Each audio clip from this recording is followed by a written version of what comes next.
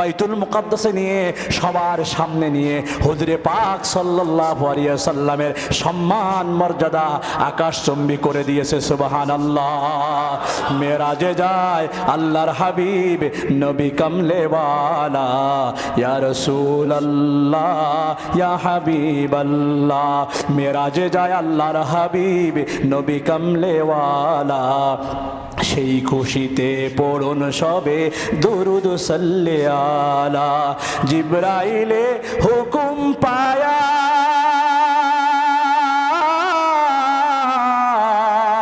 ওরে মক্কায় আসে দাওয়াত নিয়া, উম্মে হানির ঘরে পাইলেন নবী কামলেওয়ালা, সেই খুশিতে পড়ুন সবে দুরুদ সাল্লি আলা। রাসূলুল্লাহ আপনি সামনের দিকে চলুন। কিছু দূর যাওয়ার পরে দেখে কয়েক সংখ্যক নারীদের স্তনের মধ্যে শিকল লাগায়া ঝুলিয়ে রাখা হয়েছে, পুরুষদেরকে ঝুলিয়ে রাখা হয়েছে, আগুন প্রজ্বলিত করা হয়েছে। আল্লাহর হাবিবকে ডাক দিয়ে বলেন, ইয়া রাসূলুল্লাহ ইয়া হাবিবাল্লাহ, এটা হলো আপনার উম্মতের ওই সমস্ত নারী পুরুষেরা যারা দুনিয়ার জমিনে অশালীন কার্যকলাপের সাথে লিপ্ত ছিল, শাস্তি স্বরূপ তাদেরকে এই শাস্তির আওতায় আনা হয়েছে। এটা মেরাজের রাজনীতিতে আল্লাহ পাক রব্বুল আলামিন আপনাকে দেখাইতেছেন। মাধ্যম দিয়ে আল্লাহ তাআলা ওই প্রজ্বলিত অঙ্গার থেকে তেলের ভিতর থেকে আওয়াজ বের করে দিচ্ছে, মাগো ইয়া উম্মি লা তাখাব, হে আমার মা তুমি ভয় পেও না, ইন্নানি আনাল হক আলাল হক আলাল হক। ও মা আমরা সত্যের উপরে আছি, ভয় পেও না মা। এই দুনিয়ায় হয়তো কষ্ট দিবে ফেরাউন, এই দুনিয়ায় হয়তো জ্বলন্ত আগুনের মধ্যে জ্বলিয়ে পড়ে ছারখার করে দিবে ফেরাউন, কিন্তু মা আমি এই জ্বলন্ত তেলের মধ্যে জ্বলন্ত আগুনের মধ্যে যা দেখি তুমি তা দেখো না মা, তুমি ভয় পেও না, তুমি তোমার ঈমানের উপরে ইস্তেকামাত থাকো। আল্লাহু আকবার। আলহামদুলিল্লাহ। গাজীপুর জেলার প্রাণ কেন্দ্র ঐতিহ্যবাহী কোনাবাড়ি কেন্দ্রীয় জামে মসজিদে জুমার নামাজ আদায় উপলক্ষে আমার অতি কাছের অতি মহব্বতের হৃদয়ের মণিকোঠায় যাদের জায়গা, প্রাণ প্রিয় মুসল্লিয়ান ইকরাম, আল্লাহ পাক রব্বুল ইজ্জাতের দরবারে লক্ষ কোটি শুকরিয়া আদায় করছি যে মহান মালিক মহান রব আপনাকে আমাকে ভালোবেসে তার ঘর মসজিদে জুমার নামাজ আদায় উপলক্ষে আগে ভাগে আসার বসার সুযোগ তৈরি করে দিয়েছেন। এজন্য দিল থেকে শুকরিয়া আদায় করছি, পড়ছি আলহামদুলিল্লাহ। প্রিয় হাজরিন, আমাদের ধারাবাহিক আলোচনা চলে আসতেছে যে রাসূলুল্লাহ সাল্লাল্লাহু আলাইহি ওয়াসাল্লামের মেরাজ। আল্লাহর হাবিব সাল্লাল্লাহু আলাইহি ওয়াসাল্লামকে আল্লাহ পাক রব্বুল আলামিন তার কাছে ডেকে নিয়েছেন, সরাসরি কথা বলেছেন। কিছু জিনিস আল্লাহ পাক রব্বুল ইজ্জাতের দরবার থেকে উপহার দেওয়া হয়েছে। হুজুরে পাক সাল্লাল্লাহু আলাইহি ওয়াসাল্লামকে দিদার লাভে ধন্য করেছেন।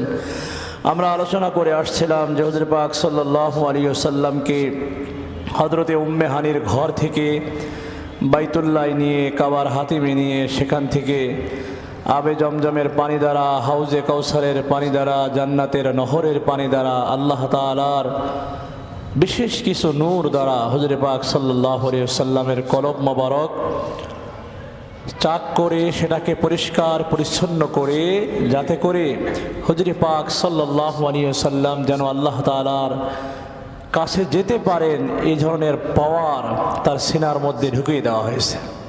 তো আমরা আলোচনার এক পর্যায়ে চলে এসেছিলাম যে আল্লাহ পাক রব্বুল আলামিন জিবরিল আমিন এবং মিকাইল আলাইহিস সালাতু ওয়াস সালাম দুইজন ফেরেশতাকে হুজুরে পাক সাল্লাল্লাহু আলাইহি ওয়াসাল্লামের কাছে পাঠিয়েছিলেন। এরপরে সব কিছু কাবার হাতিমের পাশে ওখান থেকে সব কিছু ঠিকঠাক করে নেওয়ার পরে এখন বাইতুল মুকাদ্দাসের দিকে যাবেন। বাইতুল মুকাদ্দাসকে আল্লাহ তাআলা সুসজ্জিত করেছেন, সৌন্দর্যমণ্ডিত করেছেন। বাইতুল মুকাদ্দাসের পাশে অনেক নবী রাসূলদের কবর রয়েছে। আল্লাহ তাআলার নিদর্শনের অনেক নিদর্শন সেখানে রয়েছে। আল্লাহ পাক রব্বুল আলামিন হুজুরে পাক সাল্লাল্লাহু আলাইহি ওয়াসাল্লামকে নিবেন, এজন্য সব কিছুকে সুসজ্জিত করলেন, আরও সৌন্দর্য বৃদ্ধি করলেন। প্রাথমিক পর্যায়ে দুনিয়াবি হাইসিয়াত অনুযায়ী তাকাইলে দেখা যায় আমাদের দেশের কোনো নেতা কিংবা কোনো মন্ত্রী কিংবা কোনো রাষ্ট্রীয় পর্যায়ের সম্মানিত ব্যক্তি যদি এক এলাকা থেকে আরেক এলাকায় যায়, তো ওই এলাকায় যাওয়ার জন্য আশপাশের সমস্ত রোডগুলা আধা ঘন্টা আগে 15 মিনিট আগে ব্লক করে দেওয়া হয়, রোড ফ্রি থাকে একেবারে। এরপরে চতুর্পাশ দিয়ে পুলিশ, জায়গায় জায়গায় পুলিশ থাকে, র্যাব থাকে, আর্মি থাকে। এরপরে যখন তিনি সেখানে উপস্থিত হবেন, অভ্যন্তরার জন্য লাল গালিচা বিছানো হয়। এরপরে ফুলের সৌন্দর্য, ফুলের সিটা, এভাবে অনেক কিছুর আয়োজন করা হয়, ঠিক কিনা? তো হুজুরে পাক সাল্লাল্লাহু আলাইহি ওয়াসাল্লাম আল্লাহ তাআলার কাছে যাবেন, আর যাকে সৃষ্টি না করলে আল্লাহ তাআলা এই পৃথিবী আপনাকে আমাকে বলে যে আপনাকে আমাকে সৃষ্টি করার আগেও, এই পৃথিবী সৃষ্টি করার আগে, সব কিছু সৃষ্টি করার আগেও হুজুরে পাক সাল্লাল্লাহু আলাইহি ওয়াসাল্লামকে নবী রূপে আল্লাহ তাআলা তৈরি করে রেখেছিলেন। সৈয়দুল কাউনাইন খাতামুল মুরসালিন, সৈয়দুল কাউনাইন খাতামুল মুরসালিন, আখির আমদ বুদ ফখরুল আউয়ালিন, আকে আমদ নো ফলক মেরাজ ও अंबिया ও औलिया ও मुहताज ও शुद अजूदाश रहमतल लिल आलमीन, मस्जिद ও शुद हमारो ये जमीन। আল্লাহ পাক রব্বুল আলামিন 7 আসমান ভেদ করে, আরশ কুরসি সব কিছু ভেদ করে আল্লাহ পাক রব্বুল আলামিনের কাছে তার নবীকে নেবেন। বিশ্বনবী সাল্লাল্লাহু আলাইহি ওয়াসাল্লামকে হযরতে জিবরিল, মিকাইল আলাইহিস সালাতু ওয়াস সালাম দুজন বললেন, ইয়া রাসূলুল্লাহ, আপনাকে এখন যাত্রায় আমরা আপনাকে নিয়ে যাব। আপনি এখন বাইতুল্লাহ শরীফ থেকে বাইতুল মুকাদ্দাসের উদ্দেশ্যে রওনা হবেন। ওগো নবীজি, এই যে বুরাক আপনার সামনে উপস্থিত, আপনি আরোহণ করুন। হযরত জিবরিল সামনে বসা, মিকাইল আলাইহিস সালাতু ওয়াস সালাম পিছনে বসা, আল্লাহর হাবিব সাল্লাল্লাহু আলাইহি ওয়াসাল্লাম মাঝখানে বসলেন। বুরাক চলতেছে, বাইতুল্লাহ শরীফ থেকে বাইতুল মুকাদ্দাসে যাবে। পথ চলতে চলতে কিছু দূর যাওয়ার পরে আল্লাহ পাক রব্বুল আলামিনের ফেরেশতা হযরত জিবরিল ने फरमाया, या रसूल अल्लाह, या हबीब अल्लाह, इंजिल আলা হাযাল মাকান, ওগো নবীজি আপনি এখানে অবতরণ করুন। ফাসাল্লি ফি রাকাতাইন, ওগো আল্লাহর নবী আপনি 2 রাকাত নামাজ আদায় করুন। শুকরিয়াতান, আল্লাহর সন্তুষ্টির জন্য নবীজি আপনি 2 রাকাত নামাজ আদায় করুন। আল্লাহর হাবিব সাল্লাল্লাহু আলাইহি ওয়াসাল্লাম জিবরিল আমিন আলাইহিস সালাতু ওয়াস সালামের কথা অনুযায়ী 2 রাকাত নামাজ পড়লেন। নামাজ পড়ার পরে দেখে সবুজ বৃক্ষরাজি, সুন্দর সুন্দর খেজুর বাগান, গাছের মধ্যে অনেক সুস্বাদু খেজুর ধরে আছে। আল্লাহর হাবিব জিজ্ঞেস করলেন, ভাই জিবরাইল, এ কোন সি জায়গা হে? ও জিবরিল, তুমি বলো এটা কোন জায়গা? বলে, ইয়া রাসূলুল্লাহ, ইয়া হাবিবাল্লাহ, হাযা মদিনা মুনাওয়ারা। একটু জোরে জোরে বলা যাবে কি সুবহানাল্লাহ? আমার মুসলমান ভাইরা, মুহূর্তের মধ্যে আল্লাহর হাবিব সরকারে দু জাহান বাইতুল্লাহ শরীফ থেকে নিয়ে মদিনায় চলে গেলেন। সবুজ বৃক্ষরাজি খেজুরের বাগানে 2 রাকাত নামাজ আদায় করলেন। আল্লাহ তাআলা বিশেষ বিশেষ কিছু স্থাপনা, বিশেষ বিশেষ কিছু কুদরতি নিদর্শন, বিশেষ বিশেষ কিছু সৌন্দর্য আল্লাহর নবীকে দেখাবেন। আল্লাহর হাবিবকে বললেন, ইয়া রাসূলুল্লাহ, এটা হলো আপনার নানার দেশ, এটা হলো আপনার মায়ের দেশ, এটা হলো মদিনা মুনাওয়ারা। আল্লাহ তাআলা আপনাকে 2 রাকাত নামাজ পড়িয়ে ধন্য করলেন। ওগো নবীজি, আমাদের পথ আরো অনেক দূরে, আরো অনেক দূরে। ইয়া রাসূলুল্লাহ, আপনি বুরাকের উপরে আবার সওয়ার হন। আল্লাহর হাবিব বুরাকের উপরে উঠলেন। বিশ্ব নবী সাল্লাল্লাহু আলাইহি ওয়াসাল্লামকে আবার পথ চলা আরম্ভ করলেন জিবরিল এবং মিকাইল আলাইহিস সালাতু ওয়াস সালাম। কিছু দূর যাওয়ার পরে আবার ডাক দিয়ে বলেন, ইনজিল আলা হাযাল মাকান, ওগো নবীজি আপনি এখানে অবতরণ করুন। ফাসাল্লি ফি রাকাতাইন, আবার শুকরিয়াতান 2 রাকাত নামাজ আপনি আদায় করেন। আল্লাহর হাবিব সাল্লাল্লাহু আলাইহি ওয়াসাল্লাম 2 রাকাত নামাজ আদায় করলেন। এরপর পরে জিবরিলকে উদ্দেশ্য করে বলে, ও জিব্রাইল, এ কোন সি জায়গা হে, এটা কোন জায়গা আমাকে বলো। হযরত জিবরিল ने फरमाया, या रसूल अल्लाह हादा तूरे सीना। सुबहानल्लाह, या रसूल अल्लाह, এটা হলো তুর পর্বত। নবী মুসা আলাইহিস সালাতু ওয়াস সালাম আল্লাহর কাছে ফরিয়াদ জানিয়েছিল, রব্বুল আলামিন, আমাকে একটু আপনি আপনার নিদর্শন দেখান। আল্লাহ, আমি সরাসরি আপনাকে দেখতে চাই।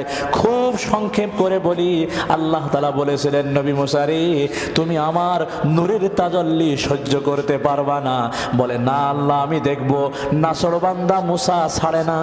আল্লাহ পাক রব্বুল আলামিন বললেন, ঠিক আছে, তাহলে তুর পর্বতের কিনারে আসো। আল্লাহ তাআলার ৭০,০০০ নূরের পর্দা থেকে সামান্য একটু নূর তুর পর্বতের উপরে দিলেন। নবী মুসা আলাইহিস সালাতু ওয়াস সালাম একটুখানি তাকাইলেন। দুনিয়ার জমিনে যেমনি ভাবে বিদ্যুৎ চমকায়, বৃষ্টি হওয়ার আগে আগে মেঘমালা আকাশে আকাশে ওড়ে আর বিদ্যুৎ চমকায়, কোন সময় বজ্রপাত হয়, এই বিদ্যুৎ চমকানোর মতো একটু চমকাইছে নূরের তাজাল্লি। নবী মুসা আলাইহিস সালাতু ওয়াস সালাম এটা দেখে বেহুশ হয়ে পড়ে গেলেন। আল্লাহ পাক রব্বুল আলামিন আবার হুঁশ ফিরিয়ে দিলেন। বলে, মুসা, তুমি কি আমাকে দেখেছো? বলে, না আল্লাহ, কি যেন একটু দেখলাম বিদ্যুৎ চমকানোর মতো। এটা দেখার পরে আমি কি কোথায় হারিয়ে গেছি আমি নিজেও বলতে পারি না। আল্লাহ ডাক দিয়ে বলে, মুসা রে, আমার নূরের তাজাল্লি থেকে একটুখানি আলো, একটুখানি নূর আমি তোর পর্বতের দিকে দিয়েছিলাম। হে মুসা, আমি আল্লাহ তোমাকে হেফাজত করেছি। তুমি তুর পর্বতের দিকে তাকিয়ে দেখো, আমার নূরের তাজাল্লিতে গোটা তুর পর্বত জ্বলে ছারখার হয়ে গেছে। সুবহানাল্লাহ। আমার মুসলমান ভাইরা, এজন্য হাজী সাহেবানরা যখন মক্কা মুকাররমায় যায়, তুর পর্বতের কিছু পাথর নিয়ে আসে, এটা সুরমা হিসেবে চোখে ব্যবহার করার জন্য। এই সুরমা যদি কোনো ব্যক্তি, আল্লাহর নবী সাল্লাল্লাহু আলাইহি ওয়াসাল্লাম সুরমা ব্যবহার করতেন, প্রথমে ডান চোখে, এরপরে বাম চোখে। যদি কোনো ব্যক্তি নিয়মতান্ত্রিকভাবে রাসূলুল্লাহ সাল্লাল্লাহু আলাইহি ওয়াসাল্লামের দেখানো পদ্ধতি অনুযায়ী এই সুরমা প্রতিদিন রাত্রে ঘুমানোর আগে ব্যবহার করে, ওর জীবনে আমৃত্যু চোখের পাওয়ার কমবে না। যদি চোখের পাওয়ার নষ্ট হওয়ার উপক্রম হয়, তারপরও যদি সে এই তুর পর্বতের ছাই, এই তুর পর্বতের ধুলা, এই তুর পর্বতের সুরমা বানাইয়া যদি চোখের মধ্যে ব্যবহার করে, ওর চোখের যাবতীয় রোগগুলো দূর করে দিবে কে? আর যারা বলেন কে? আমার মুসলমান ভাইরা, আল্লাহর হাবিব সাল্লাল্লাহু আলাইহি ওয়াসাল্লামকে এই কথোপকথনের পরে হযরত জিবরিল ने फरमाया, या রাসূলুল্লাহ, চলেন, আমাদের আরো অনেক দূরে যেতে হবে। আল্লাহর হাবিব সাল্লাল্লাহু আলাইহি ওয়াসাল্লামকে নিয়ে পথ চলতেছে। বেশ কিছু দূর যাওয়ার পরে আবার বললেন, ইয়া রাসূলুল্লাহ, ইনজিল আলা হাযাল মাকান, ওগো নবীজি, আপনি এখানে অবতরণ করুন। ফাসাল্লি ফি রাকাতাইন, আবার আল্লাহ সন্তুষ্টির জন্য 2 রাকাত নামাজ আদায় করেন। আল্লাহর হাবিব সাল্লাল্লাহু আলাইহি ওয়াসাল্লাম আবার 2 রাকাত নামাজ আদায় করলেন। জিজ্ঞেস করলেন, জিবরাইল, এটা কোন জায়গা? কেন আমাকে 2 রাকাত নামাজ পড়ার নির্দেশ দেওয়া হলো? আল্লাহর হাবিবকে জিবরিল ডাক দিয়ে বলে, ইয়া রাসূলুল্লাহ, ইয়া হাবিবাল্লাহ, এটা হলো হযরতে মুসা আলাইহিস সালাতু ওয়াস সালামের শ্বশুর হযরতে শুআয়ব আলাইহিস সালাতু ওয়াস সালামের এলাকা মাদায়ান। আমার মুসলমান ভাইরা, আবার আল্লাহর হাবিবকে বললেন, ইয়া রাসূলুল্লাহ, সামনের দিকে চলেন। পথ চলতেছে, বুরাক চলতেছে। কিছু দূর যাওয়ার পরে আবার বললেন, ইয়া রাসূলুল্লাহ, ইনজিল আলা হাযাল মাকান, ওগো নবীজি, আপনি এখানে অবতরণ করুন। ফাসাল্লি ফি রাকাতাইন, আবার 2 রাকাত নামাজ আদায় করেন। আল্লাহর হাবিব ডাক দিয়ে বলে, ভাই জিবরাইল, জান্নাত কি আমাদের অতি কাছে? আমি দেখি এখানে জান্নাতের ঘেরান পাইতেছি, এটা কোন জায়গা? আল্লাহর হাবিবকে ডাক দিয়ে বলেন, ইয়া রাসূলুল্লাহ, ইয়া হাবিবাল্লাহ, এটা হলো ফেরাউনের কন্যার সেবিকা মাস্তা কিংবা মাসেতা কিংবা মশাইকা। আর আর তার দুইটা সন্তান। এইখানে ফেরাউন তাকে নির্মমভাবে কষ্ট দিয়েছিল, জ্বলন্ত আগুনের মধ্যে পুড়িয়ে মারছিল। এটা হলো সেই জায়গা। ইয়া রাসূলুল্লাহ, এখনো তো আমরা বাইতুল মুকাদ্দাস যাইতে পারি নাই। জান্নাত জাহান্নাম তো আরো অনেক দূরে, অনেক দূরে। বলে ভাই জিবরাইল, তুমি আমাকে এদের ঘটনাটা একটু শোনাও। বলে ইয়া রাসূলুল্লাহ, ইয়া হাবিবাল্লাহ, এই মাসটা কিংবা মাসেটা এ হলো মুসা আলাইহিস সালাতু ওয়াস সালামের উপরে ঈমান আনয়ন করেছিল। আর ফেরাউন তখন সেই সময়ে আনা রব্বুকুমুল আলা বলেছিল। বলে মুসা, আমি হলাম সবচেয়ে বড় খোদা, তুমি আমাকে খোদা হিসেবে মানো, না হয় তোমাকে কিন্তু ধ্বংস করা হবে। ইয়া রাসূলুল্লাহ, ইয়া হাবিবাল্লাহ, এই মাসেটা লুকিয়ে লুকিয়ে নবী মুসার আল্লাহর উপরে ঈমান আনয়ন করেছিল। মাসটা একদিন তার ফেরাউনের কন্যা চুল আশ্রাইতেছিল, পরিপাটি করতেছিল। বলে হঠাৎ করে তার হাত থেকে চিরুনিটা মাটিতে পড়ে যায়। আর ওই সময়ে এই মাসেটা চিরুনিটা আল্লাহর নাম নিয়ে উঠিয়েছিল। সুবহানাল্লাহ। আমার মুসলমান ভাইরা, ফেরাউনের কন্যা মাসেটাকে জিজ্ঞেস করে, তুমি এটা কি বললা? বলে আমি আল্লাহর নাম নিয়ে এটা উঠাইলাম। বলে তোমার আল্লাহ আবার কেডা? এই যুগের মধ্যে আল্লাহ তো আমার বাবা ফেরাউন, সে হলো সবচেয়ে বড় খোদা। বলে না না না, হে মাসেটা, এই আসমান যিনি বানাইছে তিনি আমার আল্লাহ, এই জমিন যিনি বানাইছে তিনি আমার আল্লাহ, তোমাকে যিনি সৃষ্টি করেছে তিনি আমার আল্লাহ, আমাকে যিনি সৃষ্টি করেছে তিনি আমার আল্লাহ। ওয়াল্লাহু খালিকু কুল্লা শাই। আল্লাহ তাআলা এমন এক রব, এমন এক সৃষ্টিকর্তা, এই পৃথিবীর বুকে যা কিছু আমরা দেখি বা না দেখি, ছোট হোক বড় হোক, লম্বা হোক খাটো হোক, সব কিছু সৃষ্টি করেছে কে? আল্লাহ। তুমি কত মহান, কত ভালো বন্ধু, মনে তুমি, প্রাণে তুমি, তুমি দয়ার সিন্ধু, নেই কেহ নেই ত্রিভুবনে তোমারই সমান, তুমি রহমান, তুমি মেহেরবান। ঠিক কিনা? আল্লাহর সমান কেউ আছে? আমাদের সব কিছু করাই কে? হায়াতের মালিক কে? মউতের মালিক কে? এ মুসলমান ভাই, উজ্জ্বল একটা দৃষ্টান্ত আপনাদের সামনে বলি। বহু জায়গায় ওয়াজ নসিহার মাধ্যম দিয়ে ঘটনাটা আমি শোনাই, অন্তরটাকে একটু নরম করে দেন, চোখের পানি ধরে রাখতে পারবেন না। আল্লাহর হাবিব বলেন, আল্লাহর হাবিবকে বলেন জিবরাইল, ইয়া রাসূলুল্লাহ, ইয়া হাবিবাল্লাহ, এই মাসেটা যখন বিসমিল্লাহির রহমানির রহিম বলে চিরুনিটা উঠাইলো, মেয়েটা দৌড় দিয়ে বাবার কাছে যেয়ে বলে, বাবা সর্বনাশ হয়ে গেছে, আমার এই যে সেবিকা আমাকে যে যাকে আপনি দান করেছেন মাসেটা, এ তো আপনাকে আল্লাহ, আপনাকে রব বলে মানে না, আপনাকে খোদা বলে মানে না। বাবা সে তো মুসার আল্লাহর উপরে ঈমান এনেছে। বলে হে জল্লাদ, এক্ষুনি এই মাসেটাকে এবং তার দুইটা বাচ্চাকে আমার সামনে নিয়ে আসো। মাসে তার কাছে জিজ্ঞেস করে, তুমি কি মুসার আল্লাহর উপরে ঈমান এনেছো? বলে হ্যাঁ, আমি মুসার আল্লাহর উপরে ঈমান এনেছি। আল্লাহ পাক রব্বুল আলামিনের কুদরতি নিদর্শন, দিলটা একটু নরম করে দেন। হযরতে মুসা আলাইহিস সালাতু ওয়াস সালামের উপরে ঈমান আনার কারণে, আল্লাহর উপরে ঈমান আনার কারণে জীবনে অনেক নির্মম কষ্ট সহ্য করতে হয়েছে, তারপরও ঈমান থেকে চুল পরিমাণও দূরে সরে যায় না। আল্লাহু আকবার। আমার মুসলমান ভাইরা, ফেরাউন জল্লাদকে ডাক দিয়ে বলে, জল্লাদ, এই মাসেটার কাছে জিজ্ঞেস করো, সে কি আমাকে আল্লাহ বলে মানবে, আমাকে রব বলে মানবে, নাকি মুসার আল্লাহকে রব বলে মানবে? মাসেটা ইমানের উপরে মজবুত হয়ে সে বলে যে আমার জীবন যদি চলে যায় তারপরও আমি আমার ইমান থেকে চুল পরিমাণও দূরে সরব না।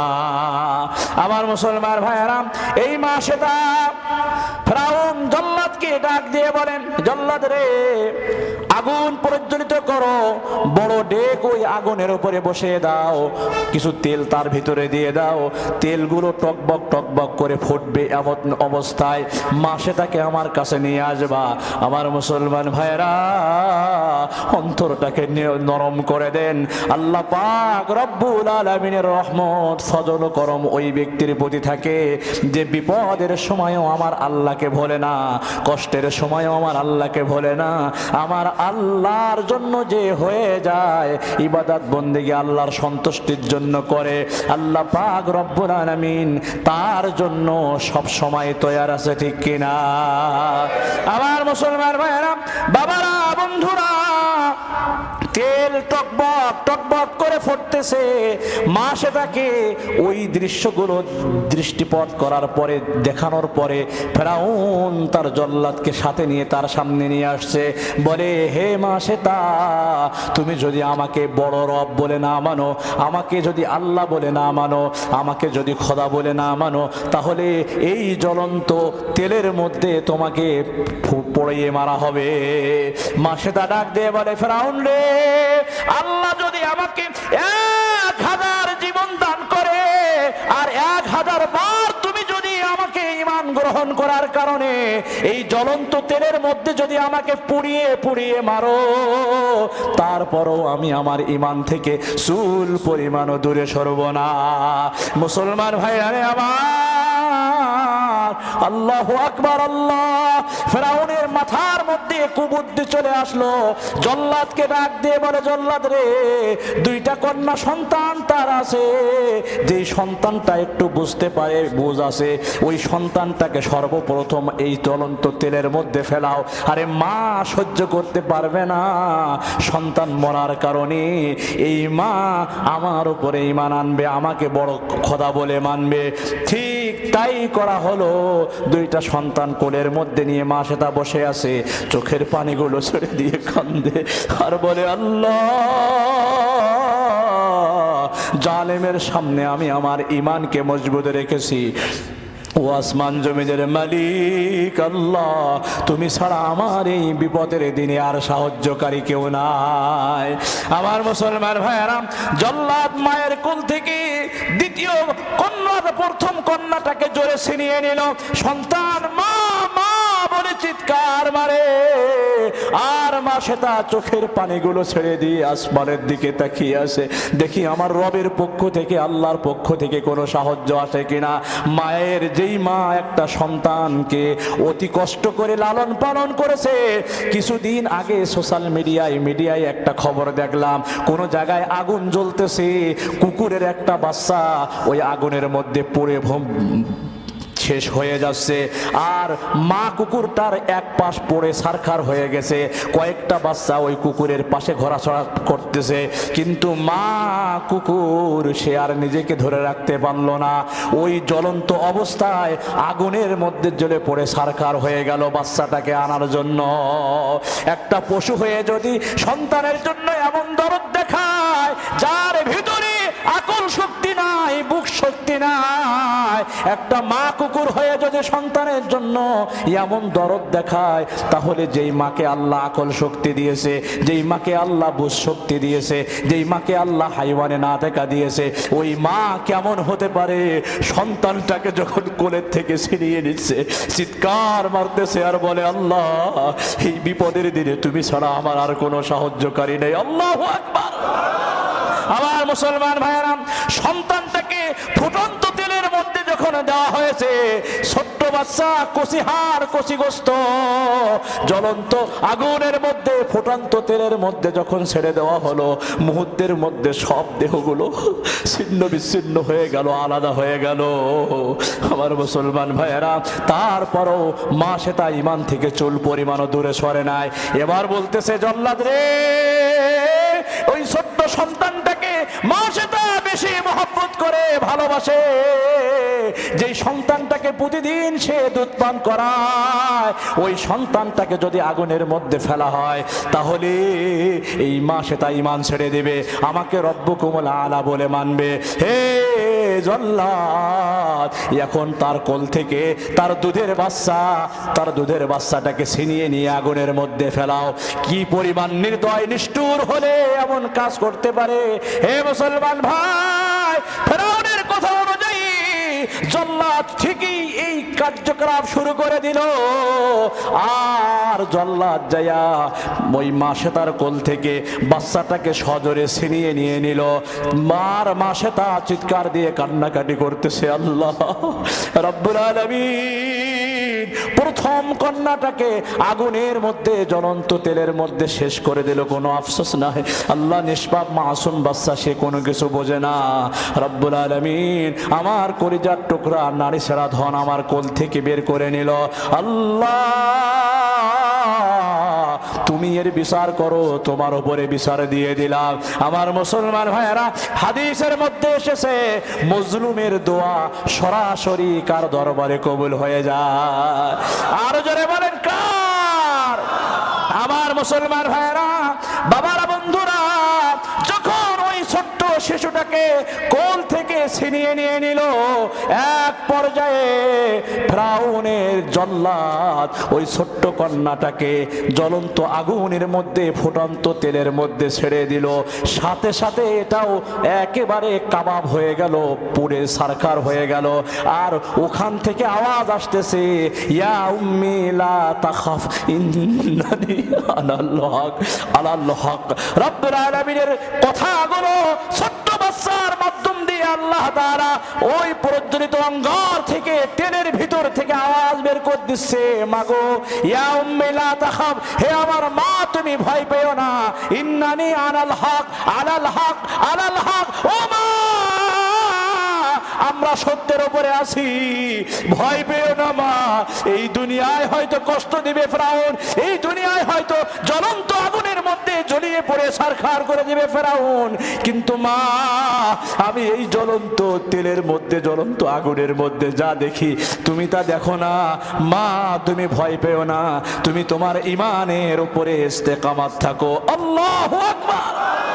আমার মুসলমান ভাইয়েরা, ফেরাউন এবার ডাক দিয়ে বলে, মাসেতা তোমার দুইটা কন্যা সন্তানকে আমি পুড়িয়ে ছারখার করে দিলাম, এবার তোমার পালা। এরপরেও যদি তুমি আমার উপরে ঈমান না আনো, তুমি যদি আমাকে বড় খোদা বলে না মানো, তাহলে তোমার কেউ এই জ্বলন্ত আগুনের মধ্যে, এই ফুটন্ত তেলের মধ্যে শেষ করে দেব। আমার মুসলমান ভাইয়েরা, ঠিকই একই কায়দায় এই ফেরাউন জল্লাদের মাধ্যম দিয়ে এই মাসে তাকেও জ্বলন্ত অঙ্গারের মধ্যে, ফুটন্ত তেলের মধ্যে জ্বলিয়ে পড়ে শেষ করে দিল।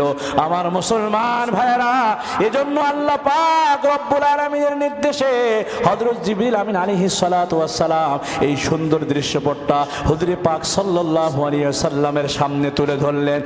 আর ফেরাউন এই মাসেতা এবং তার দুইটা কন্যা সন্তানকে জ্বলিয়ে পুড়িয়ে একেবারে কাবাবের মতো বানানোর পরে এই হাড্ডি গুড্ডিগুলো যেখানে পুঁতে রাখছিল, মেরাজের রাত্রে আল্লাহর হাবিব ওই পাশ দিয়ে অতিক্রম করতেছিল বাইতুল মুকাদ্দাসের দিকে, আর সেখান থেকে জান্নাতের সুখের হাত ভেসে আসতেছিল। আল্লাহু আকবার।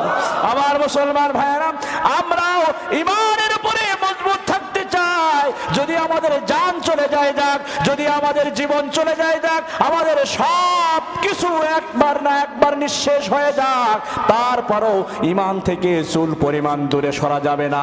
কে কে তৈয়ার আছেন? দুইটা হাত আমার আল্লাহকে দেখিয়ে দেন। নারায়ে তাকবীর। আমার মুসলমান ভাইয়েরা, এরপরে আল্লাহর হাবিবকে বললেন, ইয়া রাসূলুল্লাহ আপনি সামনের দিকে চলুন। কিছু দূর যাওয়ার পরে আল্লাহর হাবিব দেখলেন বিশাল আকৃতির মানুষ, তাদের পেটগুলো অনেক মোটা মোটা, অনেক বড় বড় পেট। আল্লাহর হাবিব সাল্লাল্লাহু আলাইহি ওয়াসাল্লাম দেখলেন পেটের ভারে এই মানুষগুলো হাঁটা চলা করতে পারতেছে না, ঠিক মতো চলতে পারতেছে না। আল্লাহর হাবিব জিজ্ঞেস করলেন, ভাই জিবরাইল এই সমস্ত মানুষ কারা, কেন তাদেরকে এমন শাস্তি দেওয়া হচ্ছে? আল্লাহর হাবিবকে বললেন, ইয়া রাসূলুল্লাহ, ইয়া হাবিবাল্লাহ, এরা হলো আপনার উম্মতের ওই সমস্ত নরনারী যারা দুনিয়ার জমিনে সুদ খাইতো, সুদখোর যারা দুনিয়ার জমিনে ছিল। আল্লাহ তাআলা এদেরকে এরকম শাস্তির আওতায় নিয়ে এসেছে। আমাদের সমাজে এমন মানুষ মনে হয় নেই। আছে নাকি? সুদ খায় আছে? জনতা ব্যাংকে, ব্র্যাক ব্যাংকে, তারপরে কৃষি ব্যাংকে টাকা রাখে, পার্সেন্টেজ খায়। আবার আগের কাতারে এসে একেবারে তাহাজ্জুদ নামাজ সহকারে 5 ওয়াক্ত নামাজ যা কিছু আছে একেবারে তসবিহ তাহলিল আদায় করা, মক্কায় যেয়ে মাসে মাসে হজ করে, বছরে বছরে হজ করে, এমন মানুষ আছে না নাই? আরো জোরে বলেন আছে না নাই? সুদের টাকা যারা খায়, একেবারে যদি 1 টাকা পরিমাণও সুদ খায় আর এই টাকার অংশ যদি দেহের মধ্যে প্রবেশ হয়, ওর কোনো ইবাদত বন্দিকে আল্লাহর দরবারে কবুল হবে না। ধরে আল্লাহর কাছে দোয়া করে, বছর বছর হজও করে সুদের টাকায়, একটা হজও আল্লাহর দরবারে কবুল হবে না। কারণ আল্লাহর হাবিব বলেন, লা ইয়াদখুলুল জান্নাতা জাসাদুন গুযিয়া বিল হারাম, হারাম ভক্ষণকারীর দেহ আল্লাহর তৈরি জান্নাতে যাবে না। আমার মুসলমান ভাইরা, এরপরে পথ চলতেছে, কিছু দূর যাওয়ার পরে আল্লাহর হাবিব দেখলেন কিছু কিছু মানুষের দেহ, অবয়ব, গঠন প্রণালী সবকিছু ঠিক আছে, কিন্তু এই ঘাড়টা অনেক লম্বা, অনেক লম্বা, উটের মতো তাদের মুখ, আর পেটের তারা আগুন খাইতেছে, আগুন। আল্লাহর হাবিব বললেন, হে ভাই জিবরাইল, এরা কারা? কেন এদের অবয়ব, গঠন প্রণালী দেখি মানুষের আকৃতি, মুখটা কেন উটের মতো, আর এরা কেন আগুন খায়, আগুন খায়? আল্লাহর হাবিবকে বললেন, ইয়া রাসূলুল্লাহ, ইয়া হাবিবাল্লাহ, এরা হলো ওই সমস্ত মানুষ যারা দুনিয়ার জমিনে মানুষের সম্পদ অন্যায়ভাবে লিখে নিত, আর এতিমদের সম্পদ যারা গ্রাস করে নিত, এদেরকে আল্লাহ পাক রব্বুল আলামিন কিয়ামতের ময়দানে শাস্তি স্বরূপ এমন ভাবে তুলেছে। কোরআনুল কারীমের মধ্যে আল্লাহ তাআলা বলেন, ইয়াকুলুনা ফি বুতুনিহিম নারা, দুনিয়ার জমিনে যারা এতিমদের মাল খায়, এতিমদের সম্পদ যারা অন্যায়ভাবে লিখে নেয়, আবার মানুষের সম্পদ যারা অন্যায়ভাবে লিখে নেয়, এরা কেমন যেন আগুন খায়, আগুন। মুসলমান ভাইরা আমার, এটা এখন বুঝে আসবে না, দুইটা চক্ষু যখন বন্ধ হয়ে যাবে তখন ঠিকই বুঝে আসবে। মানুষ যখন এই চর্মচক্ষুর উপর থেকে পর্দা সরিয়ে দেওয়া হবে, তখন মানুষ সব কিছু প্রকাশ্য দেখতে পাবে। দুনিয়ার জমিনে চাষা হইয়া ভাতিজার সম্পদ অন্যায়ভাবে লিখে নিয়েছো, শক্তি আছে, বাহাদুরি আছে, করতে পারো, এটা করতে পারো, কিন্তু আল্লাহর দরবারে কিয়ামতের ময়দানে পুঙ্খানু বিচার হবে, চুল পরিমাণও কাউকে কোনো প্রকার ছাড় দেওয়া হবে না, ঠিক কিনা? আমার মুসলমান ভাইয়েরা, এরপরে আল্লাহর হাবিবকে বললেন, ইয়া রাসূলুল্লাহ, আপনি সামনের দিকে চলুন। কিছু দূর যাওয়ার পরে দেখে কয়েক সংখ্যক নারীদের স্তনের মধ্যে শিকল লাগায়া ঝুলিয়ে রাখা হয়েছে, পুরুষদেরকে ঝুলিয়ে রাখা হয়েছে, আগুন পরিচালিত করা হয়েছে। আল্লাহর হাবিবকে ডাক দিয়ে বলেন, ইয়া রাসূলুল্লাহ, ইয়া হাবিবাল্লাহ, এটা হলো আপনার উম্মতের ওই সমস্ত নারী পুরুষেরা যারা দুনিয়ার জমিনে অশালীন কার্যকলাপের সাথে লিপ্ত ছিল, শাস্তি স্বরূপ তাদেরকে এই শাস্তির আওতায় আনা হয়েছে। এটা মেরাজের রাজনীতিতে আল্লাহ পাক রব্বুল আলামিন আপনাকে দেখাইতেছেন। এরপরে কিছু দূর যাওয়ার পরে দেখে একজন বৃদ্ধা মহিলা এত সুন্দর করে সাজুগুজু করেছে, মনে হয় যেন এই জমানার মধ্যে হরে গেলমান, কিন্তু আসলে হরে গেলমান না, এটা হলো দুনিয়া। দুনিয়ার বয়স এত বেশি হয়ে গেছে, এত বেশি হয়ে গেছে। আল্লাহর হাবিবকে সেটাও দেখানো হলো, একটা বয়োবৃদ্ধা মহিলার আকৃতিতে দেখানো হলো। আল্লাহর হাবিবকে জিবরাইল বললেন, ইয়া রাসূলুল্লাহ, আপনি তার দিকে তাকাবেন না, এই অজনীতে যদি আপনি তার দিকে তাকান, আপনার উম্মতেরা দুনিয়ামুখী হয়ে যাবে, তারা দুনিয়ার আশা আকাঙ্ক্ষার মধ্যে লিপ্ত হয়ে যাবে। এরপরে কিছু দূর যাওয়ার পরে এত সুন্দর একটা দরবেশ, আমাদের সমাজে দেখবেন কিছু কিছু মানুষ আছে আকাম কুকাম সব কিছু করে বেড়ায়, কিন্তু মাঝে মাঝে এমন জুব্বা লাগায় মনে হয় যেন এই এলাকার মধ্যে সবচেয়ে বড় হুজুর, ঠিক কিনা? আছে না নাই? যা কিছু আছে দুনিয়া এখন তছনছ করে ফেলাইছে একেবারে। এর মাথায় লম্বা টুপি দিয়া, গায়ে জুব্বা দিয়া। এক এলাকার মধ্যে এরকম একটা ঘটনা ঘটছিল। সৌদি আরব থেকে হজ করে আসছে, অনেক দিন থাকছে সৌদি আরবে, আসার সময় লম্বা জুব্বা একটা নিয়ে এসে, সুন্দর একটা টুপি নিয়ে আইছে। এলাকায় আসার পরে লম্বা জুব্বা গায়ে দিয়ে মসজিদের মধ্যে আসছে নামাজ পড়তে। মসজিদের সভাপতি সাহেব কয়, ভাই আমরা তো সামনে একটা মাহফিল দেব, আপনি সৌদি আরবে থেকে আসছেন, অনেক আগের ঘটনা, বলে আপনার এতে দেখতে বড় মৌলানার মতো লাগে, তো আপনি আমাদের ওয়াজের মধ্যে প্রধান অতিথি থাকবেন। ওয়াজের মধ্যে প্রধান অতিথি থাকবেন, প্রধান বক্তা থাকবেন, আপনি ওয়াজ করবেন। আমরা আরো কিছু আশপাশ থেকে হুজুর নেব, সুন্দর একটা ওয়াজ করামো। এখন ওই আল্লাহর ওলিরে দাওয়াত দিছে, নামাজের মধ্যে দিছে, কোনো মতে আসরের নামাজটা পড়াইছে, কারণ আসরের নামাজে জোরে জোরে কেরাত পড়া লাগে না, আর মাগরিবের নামাজে আল্লাহর ওলির মসজিদে পাওয়া যায় না। কারণ মসজিদে আসলে তো সভাপতি সাহেব কইবে বড় হুজুর আপনি নামাজ পড়ান, ও তো সবাই রে সেজদায় রাইখা কইবে যে আমি ঘুরে আসি, হয় কি হয় না? আমার মুসলমান ভাইয়েরা, এশারের নামাজেও আসে না, ফজরের নামাজে আসে না, শুধুমাত্র জোহর আর আসরের নামাজে আসে। এই দুই নামাজের মধ্যে কেরাত জোরে পড়া লাগে না। আলহামদুলিল্লাহ রাব্বিল আলামিন আর রহমানির রহিম মাসকানে মনিনি ওয়াটার দলিল আমিন কইয়া সেজদা দুসজদা দিয়া আসরের নামাজটা শেষ করে দিব। কারণ কেউ তো জানে না হুজুর কি পড়ছে কি না পড়ছে। ঠিক মাহফিলের দিন যখন চলে আসছে, মনে মনে ভাবতেছে এলাকার স্যারকে একটু সামনে আসতে দেন, ওসি স্যারকে সামনে আসতে দেন। এলাকার সব মানুষগুলো ভাবতেছে কি করব এখন, কি করা যায়। বড় হুজুর তো আসবে ওয়াজ করার জন্য। এক পর্যায়ে দেখা যায়, আমার দিকে তাকান, বড় হুজুর মনে মনে ভাবতেছে আজকে যাই কি ওয়াজ করব, কি ওয়াজ করা যায়। মনে মনে ভাবতেছে, ঘরের মধ্যে দেখা যায় তার বৌমা মাসকালাই ডলতেছে। কলি কলি চিনেন না, কলে মাসকালাই চিনেন না, এটা পাটার মধ্যে দিয়ে ডলতেছে। হ্যাঁ, তো আসতে যেয়ে দেখছে বৌমা এই মাসকালাই ডালতেছে। কিছু দূর যাওয়ার পরে দেখে একটা খালের পাশে, একটা নদীর পাশে অনেকগুলো সরিষা ক্ষেত, আর ওই সরিষা ক্ষেতের মধ্যে একটা ছাগল সরিষা খাওয়ার পরে যখন ঝাঁঝালো ভাব বের হওয়া আরম্ভ হয়ে গেছে, তখন ওই ছাগল ভ্যা ভ্যা ভ্যা ভ্যা করে ডাকতেছে।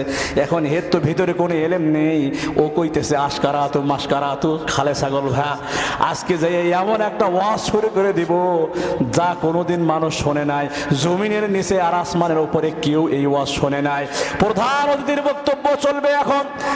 হাতে মাইক নিচে নিয়ে বলতেছে, ভাইজান আজকে এমন একটা ওয়াজ আমি আপনাদের সামনে দিব যে ওয়াজ আপনারা কোরআনেও পাবেন না, হাদিসেও পাবেন না, এমন কি কোনো ইতিহাসের কিতাবেও পাবেন না। ওই মূর্খ জগতের মানুষগুলো মনে মনে ভাবতেছে, হায় রে বড় হুজুর একটা পাইছে, কি যে তার এলেমের পাওয়ার, এমন ওয়াজ করবে কোরআনেও নেই, হাদিসেও নেই, ইতিহাসের কিতাব। এখন যাইয়া মাইকটা লয়ে কইতেছে, ভাইজান এবার শোনেন, আশকারাতু মাসকারাতু, খালে ছাগল ভ্যা। এই সময়ে মানুষগুলো বলতেছে, ভাই তোর হাতে ধরি পায়ে ধরি আর ভ্যাবা করিস না, তোর ওয়াজ আমরা বুঝছি, তুই কি ওয়াজ পারবি।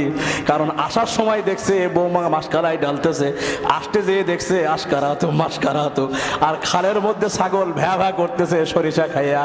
এমন মানুষ, এই উপমাটা এজন্য দিলাম, এই সমাজের মধ্যে এমন মানুষ রয়েছে লেবাস লাগায়, লেবাস তাকওয়া, লম্বা জুব্বা লাগায়, মাথার মধ্যে পাগড়ি লাগায়, টুপি লাগায়, কিন্তু এই সমাজের সবচেয়ে ঘৃণিত মানুষ তারা। সবাই না, সবাই না, কিছু কিছু মানুষ এমন আছে না নাই। আল্লাহর হাবিবকে দেখানো হলো, ইয়া রাসূলুল্লাহ, ইয়া হাবিবাল্লাহ,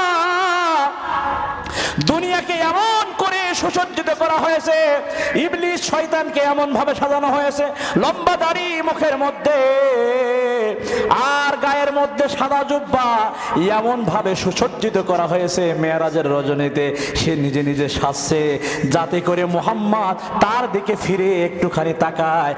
আর যদি মুহাম্মদ সাল্লাল্লাহু আলাইহি ওয়াসাল্লাম তার দিকে তাকাইতে পারতো, ওই দিন আল্লাহর হাবিবকে বলে দিলেন, ইয়া রাসূলুল্লাহ আপনি ওই বৃদ্ধ মানুষের দিকে তাকাইবেন না, আপনি যদি তার দিকে তাকান তাহলে আপনার উম্মত গোমরা হয়ে যাবে, আপনার উম্মত শয়তানের পদঙ্ক অনুসরণ করবে। আমার মুসলমান ভাইয়েরা, এরপরে আল্লাহর হাবিব সাল্লাল্লাহু আলাইহি ওয়াসাল্লাম সাইয়্যিদুল কাউনাইন খাতামুল মুরসালিন আখির আমদ বুয়াদ ফখরুল আউয়ালিন। আল্লাহ তাআলা আপনার আমার নবীকে সর্বপ্রথম সৃষ্টি করেছে আর সবার শেষে দুনিয়ার জমিনে পাঠাইছে, আর বাইতুল মুকাদ্দাসে নিয়ে সবার সামনে নিয়ে হুজুরে পাক সাল্লাল্লাহু আলাইহি ওয়াসাল্লামের সম্মান মর্যাদা আকাশচুম্বী করে দিয়েছে। সুবহানাল্লাহ। মেরাজে যায় আল্লাহর হাবিব নবী কামলেওয়ালা, ইয়া রাসূলুল্লাহ ইয়া হাবিবাল্লাহ। মেরাজে যায় আল্লাহর হাবিব নবী কামলেওয়ালা, সেই খুশিতে পড়ুন সবে দুরুদ সাল্লি আলা। জিবরাইলে হুকুম পায়া